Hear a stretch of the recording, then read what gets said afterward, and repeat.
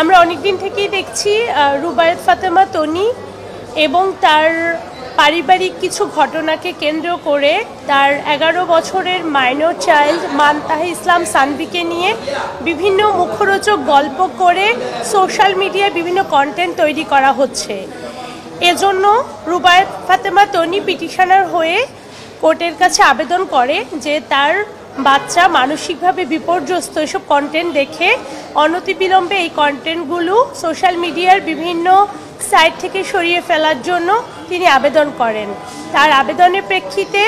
মহামান্য সুপ্রিম কোর্টের হাইকোর্ট ডিভিশনের একটি দ্বৈত bench honourable justice Fatema Najeeb এবং অনারেবল জাস্টিস ফাতেমা আনোয়ারের বেঞ্চ নির্দেশনা দেয় যে আগামী 3 কার্যদিবসের মধ্যে যাতে সানভি রিলেটেড সমস্ত কন্টেন্ট ইউটিউব, ফেসবুক, ইনস্টাগ্রাম সহ বিভিন্ন সোশ্যাল মিডিয়া থেকে সরিয়ে ফেলা হয় এবং এইসব অসত্য মুখরোচক কন্টেন্ট যারা তৈরি করছে তাদের সাথে যারা জড়িত তাদের বিরুদ্ধে ইনভেস্টিগেশন করে তদন্ত সাপেক্ষে তাদের বিরুদ্ধে ব্যবস্থা নেওয়ার জন্য এবং ব্যবস্থা নেওয়ার পর এটা কোর্টকে অবহিত করার জন্য বলা হয়। আমরা সোশ্যাল মিডিয়া অনেকগুলো লিঙ্ক আমাদের জাস্টিস ডিমান্ডিং নোটিশ এবং রিট পিটিশনে উল্লেখ করেছি। এছাড়াও সেখানে আরও উল্লেখ করা হয়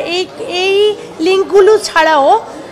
অন্যান্য যেই লিঙ্ক পাবে এই সংক্রান্ত সমস্ত লিঙ্ক যেন সরিয়ে ফেলা হয় for the better interest of the minor child. Sanvi হচ্ছে 11.5 বছরের একটা বাচ্চা এবং সানভিকে নিয়ে সোশ্যাল মিডিয়াতে হচ্ছে ফার্স্ট তার বাবা হচ্ছে শুরু করে এবং তার বাবার সাথে আরেকটা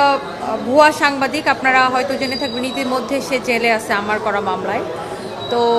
তার বাবা হচ্ছে সেই সাংবাদিককে এবং তার মাকে তাদের বাড়িতে নিয়ে যায় এবং আমার গ্রামের বাড়ির ঠিকানা পর্যন্ত দিয়ে দেয়।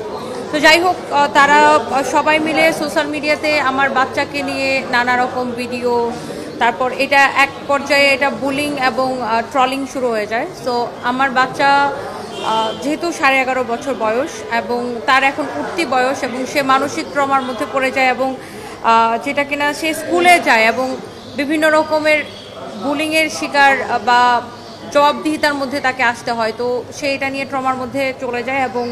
বাচ্চার সুরক্ষার জন্য আমি হচ্ছে মহামান্য আদালতের দ্বারস্থ হই এবং আজকের এই অর্ডারটা আমার কাছে মনে হয় যে একটা দৃষ্টান্ত তৈরি হবে যে বাচ্চাদের নিয়ে সোশ্যাল মিডিয়াতে, শুধু আমার বাচ্চা না অনেক বাচ্চাকে নিয়ে সোশ্যাল মিডিয়াতে যে মানে বুলিংগুলো হয় আমার কাছে মনে হয় এগুলা বন্ধ হওয়া উচিত এবং আমি মহামান্য আদালতের এই অর্ডারে আমি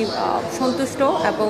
আমি ধন্যবাদ জানাচ্ছি। আমি একটু বলতে চাচ্ছিলাম যে ডিজিটাল যুগে সোশ্যাল মিডিয়া কিন্তু আমাদের লাইফের একটি গুরুত্বপূর্ণ অংশ। তো আমরা কিন্তু দিনের ম্যাক্সিমাম টাইম এই সোশ্যাল মিডিয়ায় পার করে থাকি। তো দেখা যায় যে এই সোশ্যাল মিডিয়াকে টার্গেট করেই বিভিন্নভাবে মেয়েদের বর্তমান সময়ে